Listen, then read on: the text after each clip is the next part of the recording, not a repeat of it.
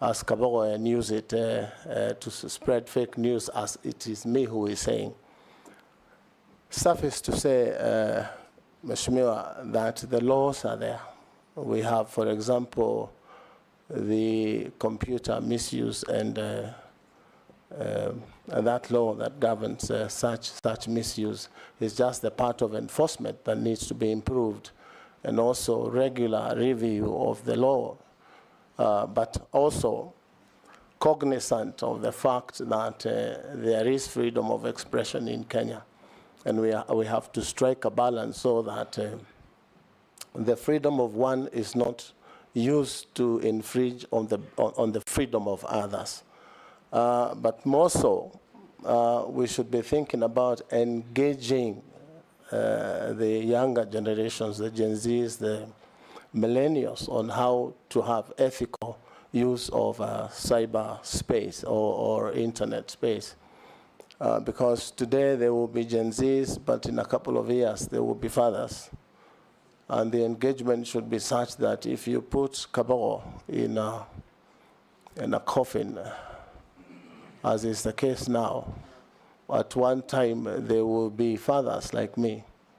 How would they feel when their father is put in a coffin? Genuine engagement with the parties that are sharing this platform. On the challenges of the use of AI, I said AI before is good because it helps.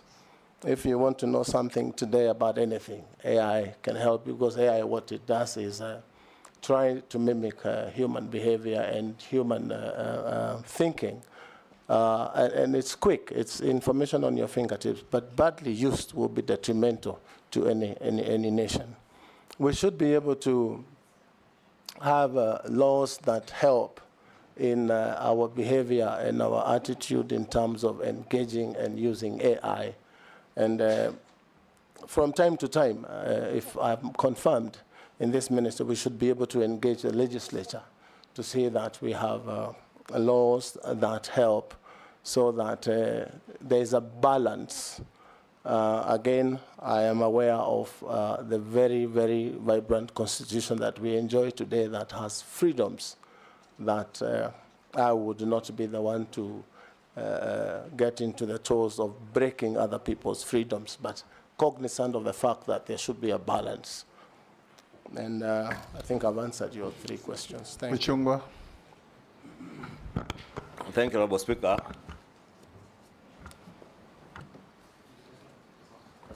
Thank you, Honorable Speaker. And maybe just for the record, the nominee is my former governor in Kiambu. And we served at the same time when he was governor, and I was a first-time member of parliament. CS nominee, you have indicated that you are the party leader of Tujibebe in your documents. Tujibebe or Kenya leader as a party leader.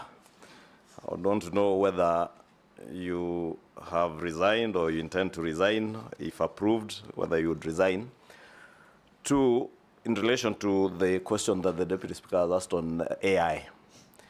This is a question from a Kenyan living in Finland who tells me he recently, and he also comes from Kiambu, he recently read an article in one of the newspapers in Helsinki on the working conditions that are described as equivalent to modern slave labor, where American big tech companies are using young Kenyans, especially to do what is described as harmful, removing what is described as harmful content or crude content on Facebook, on TikTok, Instagram, on largely main social media platforms. I say that they ensure that they review Facebook, TikTok, and Instagram to ensure that these important platforms are not filled with hate speech or incitement to violence. We watch murders, executions, child sexual abuse, and rape, often for more than 8 hours a day. And we are paid less than $2 an hour for it. The workers described it as part of the excerpt from that article. And therefore, we would want to hear what you would intend to do as Cabinet Secretary now in charge of ICT. 1, to protect these young Kenyans from being exploited by the big tech companies working on AI from the US and other developed countries. And two, to also protect these young Kenyans from the harmful effects of the content that they watch, that they have to go through as they work. And you know, mental health is indeed a big issue and has been rated as one of the big issues, especially with those working in the tech space in the country. And probably part of it is out of this engagement with content that they are finding online as they work. What would you do to protect them? Lastly, on revenue assurance, calls dropping, Kenyans telcos continue to work with, we all work with phone companies or telcos that call drops are very frequent, and nobody ever compensates Kenyans for the call drops, what you would intend to do. Plus, because that is a situation where these telcos are stealing from Kenyans as we make calls. But the same telcos also steal from government in terms of revenue, because we have a system where KRA cannot tell how much airtime you have used, because it's a self-reporting system with the telcos. What revenue assurance systems would you put in place, probably from CA, Communications Authority, to ensure that CA has a view of the amount of data, the amount of airtime that Safaricom and all the other telcos are selling to Kenyans, because there is theft both ways, from Kenyans and also from the revenue authorities. Nominee, you can record the next questions. Junet. Thank you, Honorable Speaker. Honorable Speaker, through you, I would like to ask the nominee, Honorable William Kabogo Gitau, that we are looking here at the suitability, his suitability to be the Cabinet Secretary for ICT. In that regard, having been a governor, member of parliament, and having run a huge county like Kiambu, I have no doubt in his capacity. But these are the questions I want to ask. In 2010, Honorable Chairman, the late Professor George Saitoti, then the Minister for Internal Security, named in Parliament persons suspected to be drug traffickers in connection with alleged illegal trade, drug trade, and who are under investigation. Among the persons that were named, Honorable Speaker, the name of Honorable Kabogo appeared on the list. Can you make it clear to this committee and the great people of this country who are watching you today, did you or have you ever been suspected or charged with drug trafficking? Second question is, this is a simple one, during your tenure as a governor of Homa Bay, of Kiambu. No, Kichwangi, do you Homa Bay? It's Kiambu. You have snapped, they say many times, summons from the Senate. Now, as a cabinet secretary, you will be answerable to Parliament. These are, other than the appointing authority, these are your next employers, second employers. You will appear here every day to answer questions on ICT and those kind of things. Will you be able to appear before the Senate and the National Assembly at any time that are required? And lastly, people also describe you as somebody who is they say tough-headed, bordering arrogancy, highest level of high-handedness. How are you going to be compatible now with being a CS with this kind of job that requires a lot of humility? And looking at your CV lastly, I went through, you have not indicated how many children you have. Can you share with the committee how many children you have, Honorable Kabogo? Go on. In Africa, we don't count children, so you can ignore that. Thank you, Mr. Speaker. First, I appreciate the fact that Honorable Junet has said he has no doubt I have the capabilities of becoming Minister for ICT. I thank you. Party Leader Mheshimiwa Ichung'wah is talking about working conditions and big tech companies. Like I said before, Mr. Speaker, it is the use of regulatory frameworks and legislative work that can help us deal with these big tech issues.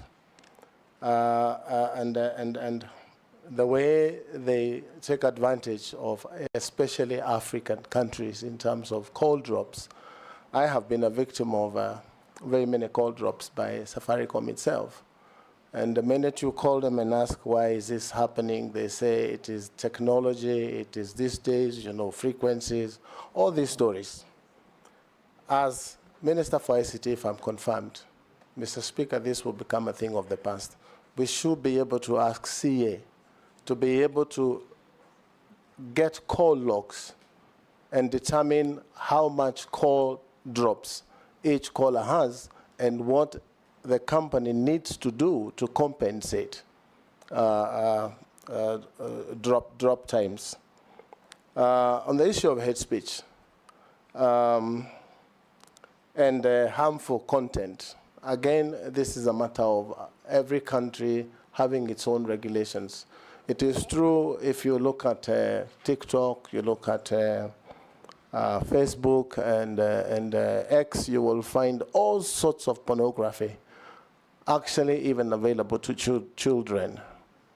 This is a situation where our regulators should be able to engage these providers or the owners of these apps, Facebook, TikTok and others, to know how they can be regulated. Nominee, it is not about the regulator.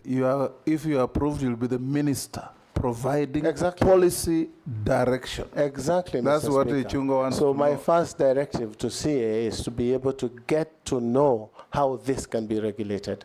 And we have technical people who have experience, Mr. Speaker, on how these things can be done. I should be able to sit with them on the first or second day of my term in office to make sure that there is a direct and clear way of dealing with these problems. So, Mr. Speaker, on the issue of exploitation, I have addressed that.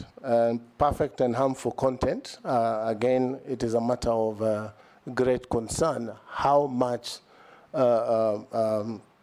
bad content is available on these platforms, and it is worldwide. We have seen situations where other countries have stopped certain platforms in operating, like for example, the discussion now in the US, where TikTok is supposed to be banned from using the American airspace. I should be able to get to the bottom of these things and see that the Kenyan content is good for consumption for underage and also other users. If I go to, I'm not sure whether I got the third question from... He asked if you are still chairman of Tujibebe party. Yes, Mr. Chairman, I am not a chairman of Jibebe now. The minute I was nominated by the president, I resigned the following day, and I think a copy of that is in the bundle of documents that I have given.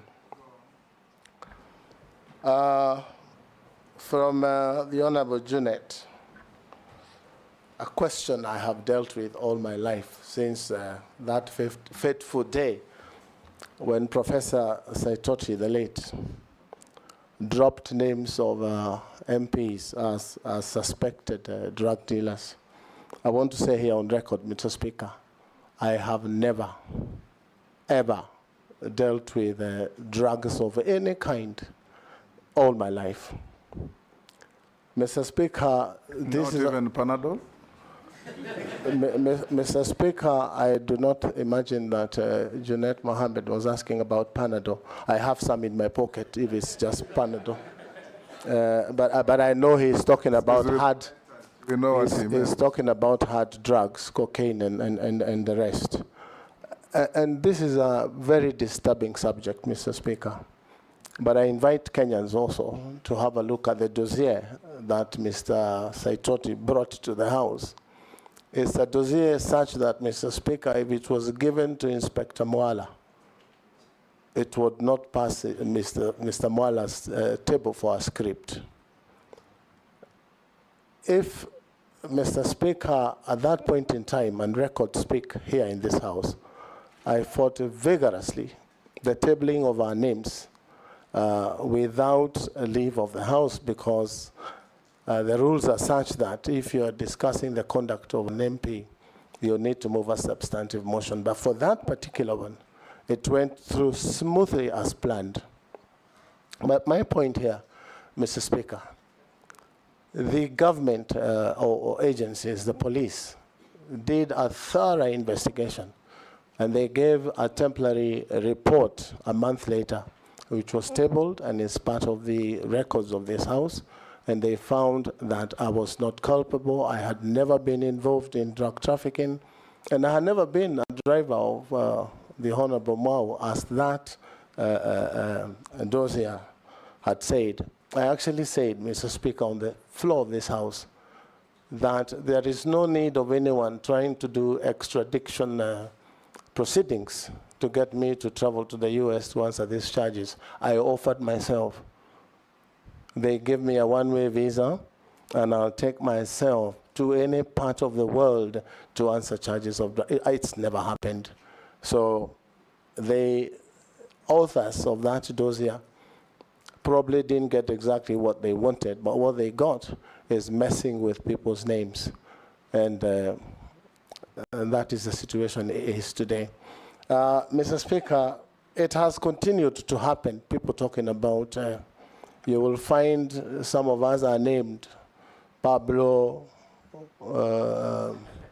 all those names. But the truth be told is that I did take some people to court. If you remember, there was a program by Standard called something Mihadarati by Mheshimiwa from Nyali. And I did take them to court. It's taken long, about 8 or 9 years. But finally, I got judgment against them, and I was paid a little bit of money. But circulation is still happening. This is something I am bound to live with for the rest of my life. But I do not do drugs. Thank you. That was a tough one. Yeah? You've not answered one. He also asked you that when you are governor of Kiambu, you snubbed invitations and summons to attend. I'm going there. Okay. Thank you, Mr. Speaker. You know, it was... the perception of being high-handed. It is... pardon? Go on and answer the questions. Yes. In the beginning, when governors were being called to Senate, there was a general feeling that we should not come to Senate as an independent government. But when it was clear through court decisions that governors would appear, we started appearing, and I want to be on record here, Mr. Speaker. I came to this Senate House to answer questions of senators. For 3 consecutive years, Kiambu had appeared.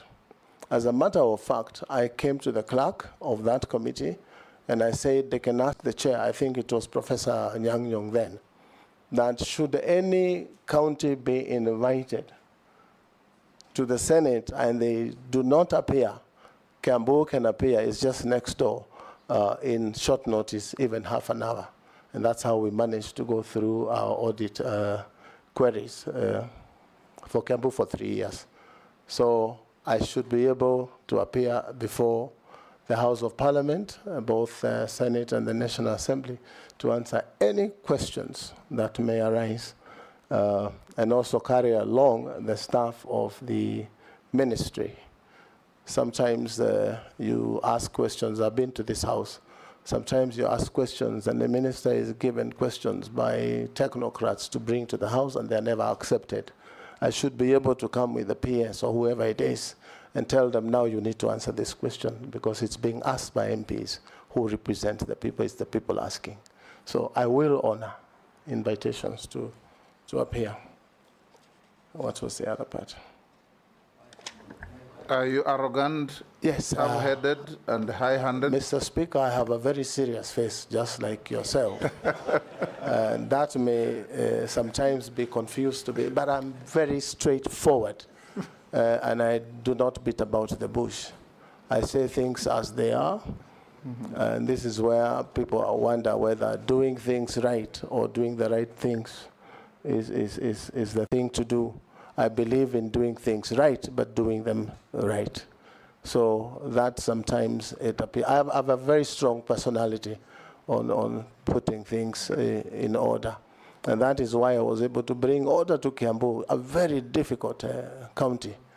How come they rejected you after one term? Mr. Speaker, that is a long discussion you and I would have, because you know how elections are done in this country. Yes, Junet?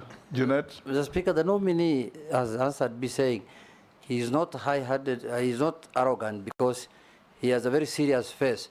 So does he use his face and his bald head to scare people?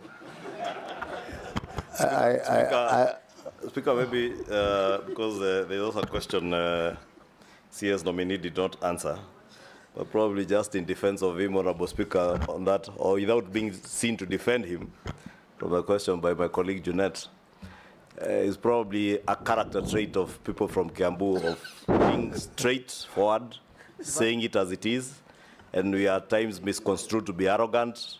But that's just the way we are, Honorable Speaker, those of us who come from Kiambu. So is that what you said, leader, the burial of the mother of the Speaker?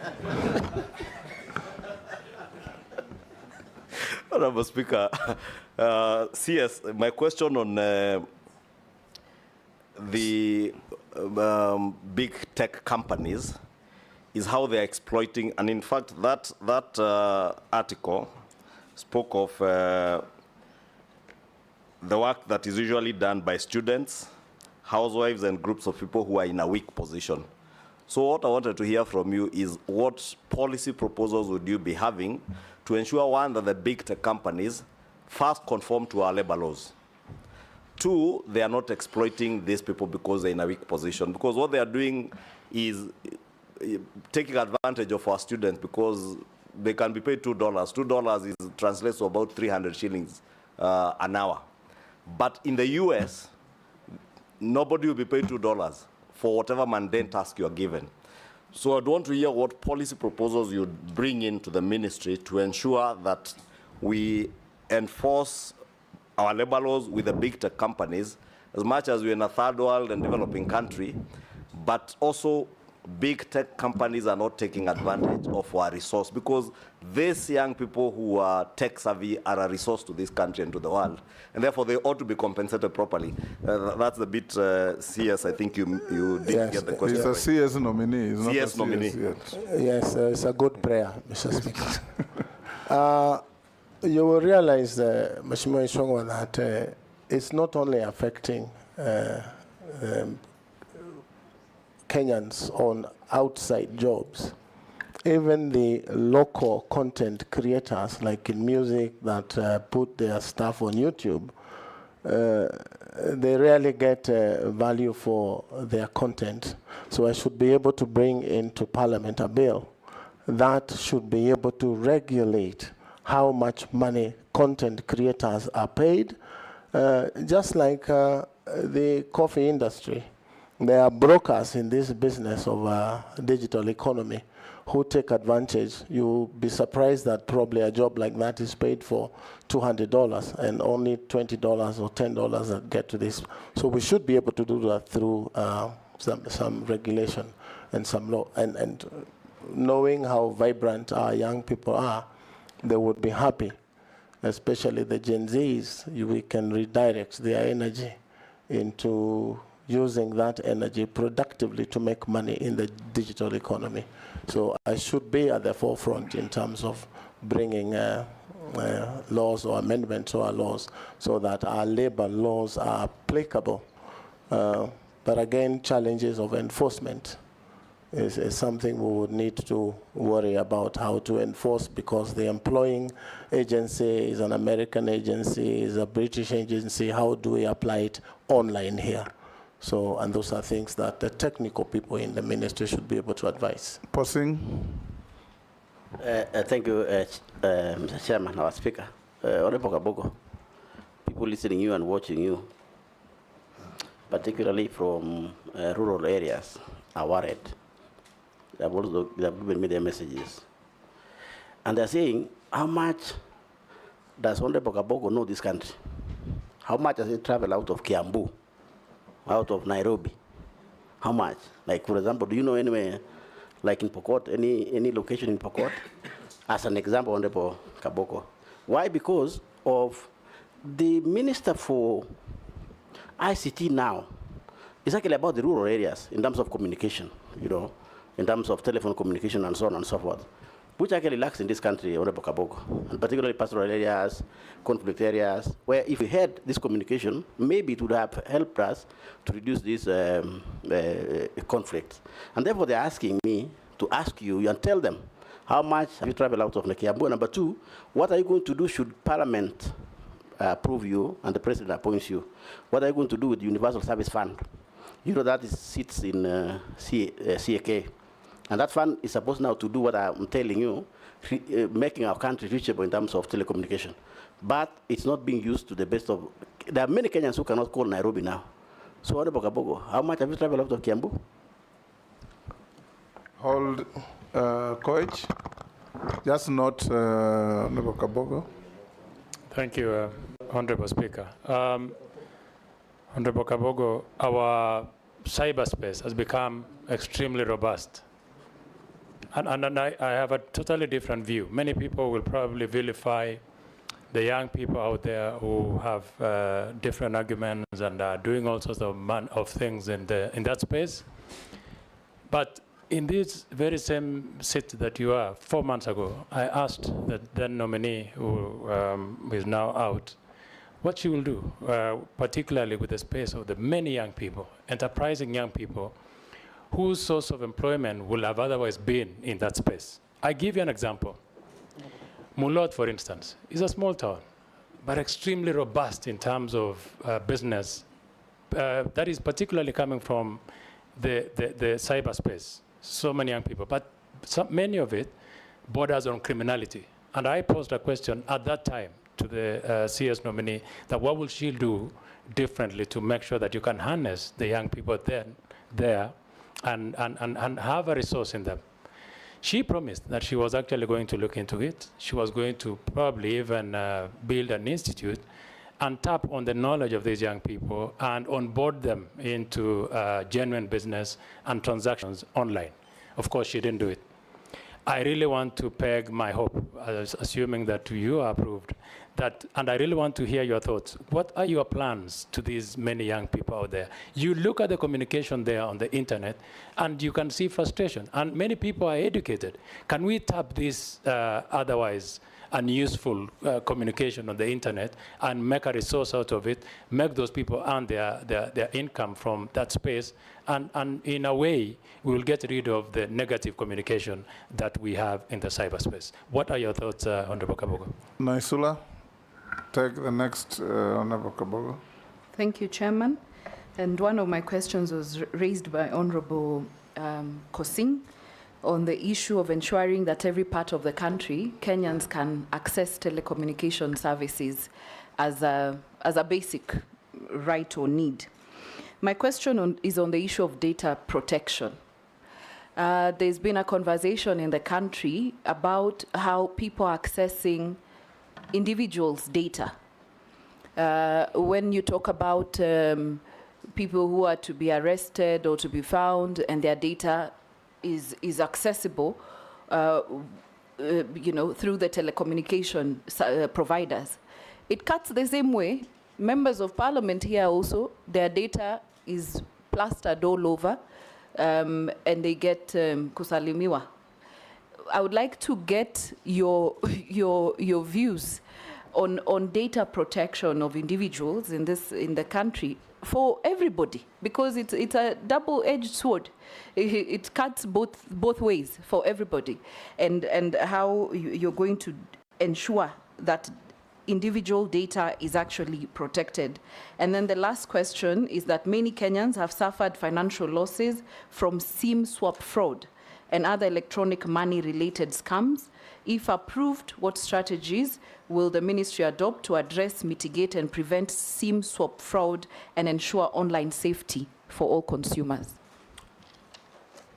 Yes, can you answer those? Thank you, Mr. Speaker. I can't remember the name. keep Honorable Posing, pursuing, yes. I thought all members introduced themselves to you. Kabogo, Mr. Speaker, Kabogo is very widely traveled in Kenya. I know every corner of Kenya. I remember holding a harambe in his constituency with one of the ex-former ministers. So I have traveled. At some point when I was younger, Mr. Speaker, I would fly all over the country, so I am conversant with Kenya. And be assured that if I'm confirmed, this digital divide will be a thing of the past. As you have said, USF funds are there available, probably to a tune of 115 million if my research, 115 billion if my research is correct. And we should be able, if you look at the master plan of the ICT department, is to connect Kenya. And I want to be the minister, Mr. Speaker, if confirmed, who connected Kenya 100%. Mr. Speaker, you realize that from TIMS, Kenya government owns 20% of the internet in that cable. And you will find only 2% of that is tapped and utilized by Kenyans and more so government departments. So I should be the one who will make sure that that 20% is spread in the whole republic. And for cases where security is a threat, we have satellite services like what Starlink is doing now. So government should be able to have a discussion with satellite internet providers so that the entire republic is connected. I'm cognizant of the fact that there's a plan to put 100,000 kilometers of fiber optic cable to connect the country, but also cognizant of the fact that most of those cables are not lit. So if I'm confirmed and going to the minister, I should be able to make sure that the cables that have been put so far are lit. And Kenyans can enjoy internet services in the entire republic. Cyberspace from Honorable Koech, and what we will do to make sure that we harness the energy of the young men. Mr. Speaker, I want to say that I want to be that minister that engaged the Gen Zs and made sure that their energy was converted. And they will be so engaged such that they will be able to make money, business in the digital platform. And Mr. Speaker, when I was in Kiambu, I did see the plight of the young and how poor the young men and women were. And they had gone to school, we had pushed them through school, and we told them, you study and you will get a job. But there were no jobs after university. And I really got surprised at some point where graduates and doctors were very happy about kazi mtaani. And that's a very sad story for a graduate to go to kazi mtaani. So I started a biashara fund where we set aside 300 million shillings for small loans to young boys and girls, and mostly women, disadvantaged communities in society. And we entered into a contract with the bank so that the bank will do the core business of lending, but use our money at an agreed interest rate. So I want to be the one that will persuade government that we can put resources aside and do these startup hubs where young men and women will be able to employ themselves. This is besides, Mr. Speaker, the 1,450 ward hubs that the president has initiated. I have a feeling that every one of those ward hubs would bring forth about 10 so that the young men and women can get access to affordable loans. You realize that today the non-collateralized loans in Kenya are charging interest of up to 20–25%. And really there is no business a young man would do and be able to pay interest of 20%. So if we can get non-collateralized loans by government or a collaboration between government and, for example, KCB, loans will be given to these young men, and it's startup loans. And what we did in Kiambu, we gave loans through LPO loaning so that you don't give them cash. So that if it's computers, they would get computers, and they would get routers and all these things that you need in a digital hub. And then they would use the digital hubs for a period of 2 years, for example, during which they should be able to get money and support themselves. So that's one of the things that we could initiate. Data protection, I think, from the Honorable Lesuda. You know, I understand the concern of data being harvested.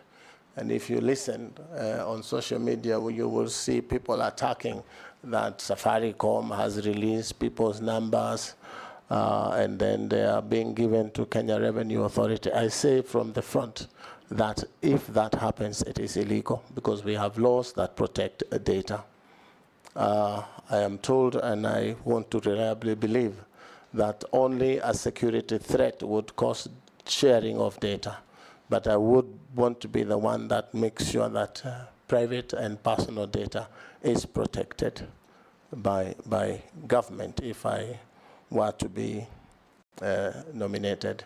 It is a serious threat to persons, it is a serious threat to families, and I would want to make sure that, again, dialogue between parties, discussions online and offline and in places like Parliament, opening public portals to discuss data security, data protection, etc. would help, so that we create a modus operandi sort of on what we say and what we, because some of these things may just be not true. I do not want to say it's not true, but it may be so. I think, Honorable Kabogo, I think it's better to correct you on the issues like, it's not really the phone companies that have, like Safaricom, that are guilty of giving out people's data. It's usually those companies that ask for your details to get bonga points or so many points when you go shopping.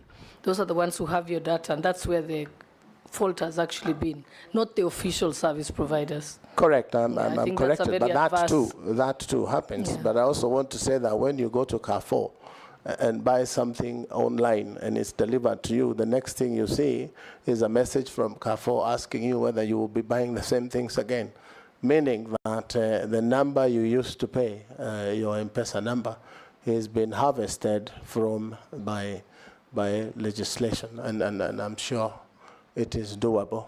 Again, remember the extent of use of the social media platforms. We have the most expert young men in hacking. So hacking is also an issue where people just hack into places like Carrefour and be able to see who is shopping what and how much capacity they have. So it's an entire complex industry, but Kenyans are innovative and we have the capacity to deal with those problems. Thank you. Mary Emase. Thank you, Chairman. My question to the nominee.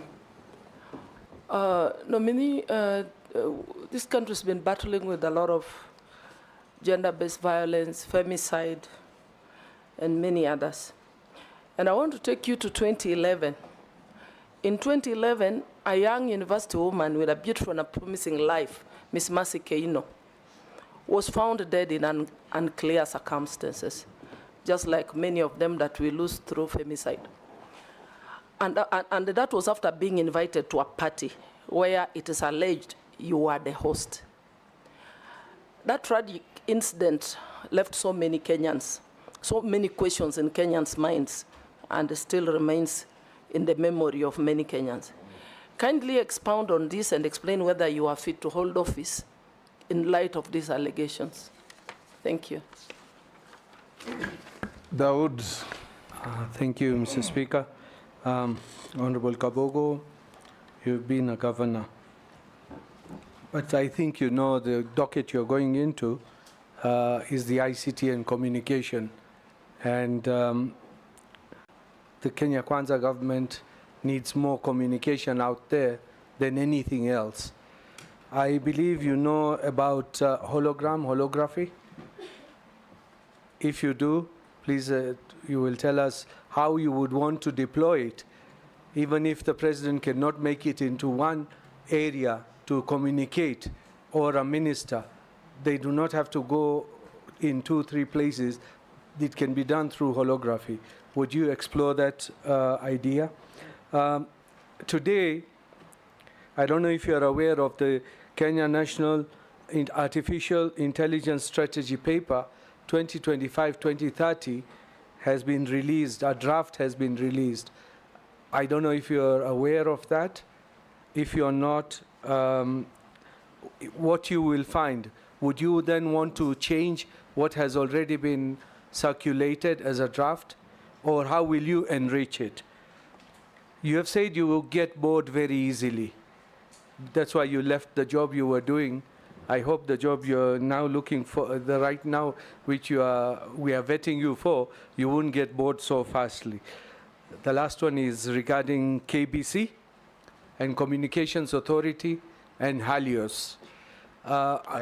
Helios, the one which was buying telecom. Helio, I'm corrected. If I don't know how you have communicated with CAK, there is a debt which CAK has got of KBC, which has not paid about 6 billion shillings. How are you going to tackle that?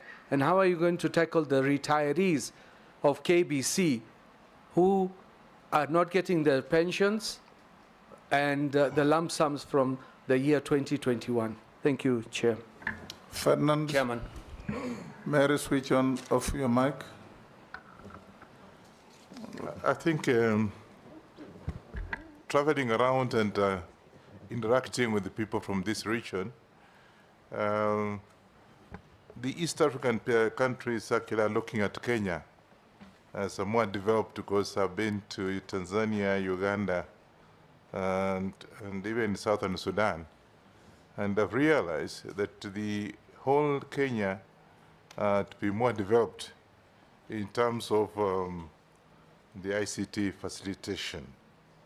And I just want to see, because they can, instead of people traveling, what have you, how are you going to improve, how are you going to coordinate this infrastructure with the other countries? If we met you, the Minister for Communication. Secondly, I think what we are seeing around is a lot of indiscipline among our youths. And you are trying to explain, but the youths needs a program, a specific program to be able to discipline them going forward. If we leave them the way they are, this country is going to be thrown to the dogs. So what programs will you come with? Being, of course, you are saying you know this discipline. What are you going to come up with a program to be able to discipline our children so that going forward, there's discipline in the area, particularly in your country? Thank you. Last on this batch, Morugara. Yes. Thank you, Mr. Chairman. Nominee, just put a star against KBC, because we are not very good at keeping our national heritage. I mean, the successor in title, KBC, took over from VOK.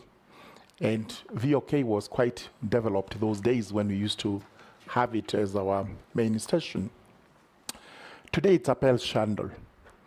And we are worried that other entities in other countries, which are possibly national broadcasting corporations, like BBC, South African Broadcasting Corporation, have been able to peak, but KBC is going down.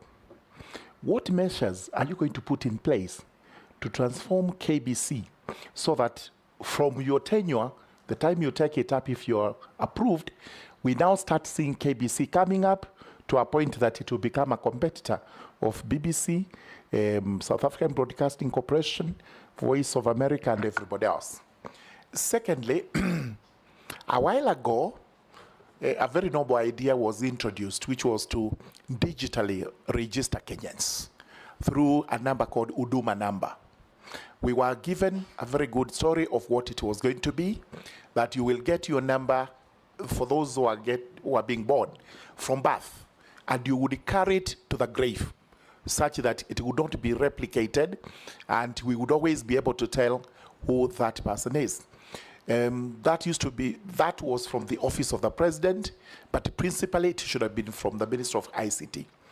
Is it a good idea to have Kenyans registered under one card, under one number, like the Huduma number, which is going to be your everything? And if it is in your favor, how would you protect that under the Data Protection Act? Thank you. Nominee, you can answer those four. Mr. Speaker, the first one was from Honorable Mary. Yes. Is that so? Mr. Speaker, the issue of 2011 of Mercy Kaino, a very tragic story, Mr. Speaker.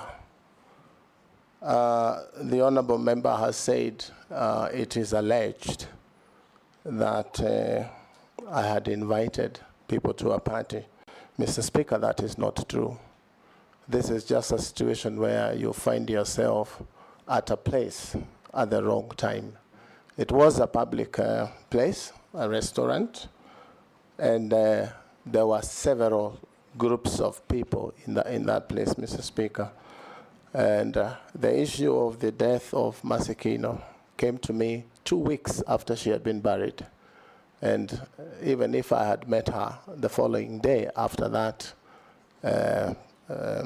hotel or restaurant, I would never have noticed her.